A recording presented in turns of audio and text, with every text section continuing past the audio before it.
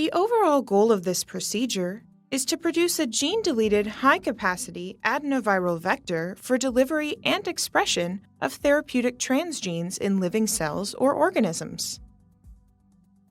This method can help the gene therapy field to deliver large transgenes that do not fit into other viral vectors. The main advantage of this technique is that high-capacity adenoviruses are devoid of viral genes. Using these vectors, up to 35 kb of foreign DNA can be delivered. The application of this technique extends toward therapy of inherited diseases because it helps to deliver therapeutic transgenes for gene correction or gene addition. This method provides an advanced tool for the viral delivery of therapeutic transgenes and can be applied in cell culture as well as living organisms. Visual demonstration of this method is crucial, as vector amplification and vector purification requires some experience.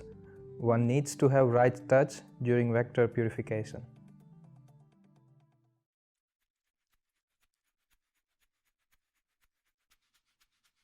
Check an aliquot of 1 in 10 diluted linearized high-capacity adenovirus genome expression plasmid by gel electrophoresis.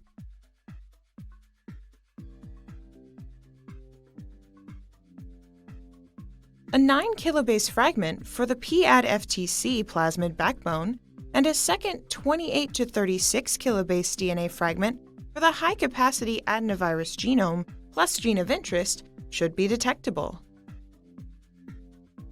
Next, transfect a 60 mm dish of 116 cells at 50 to 80% confluency with 5 micrograms of the linearized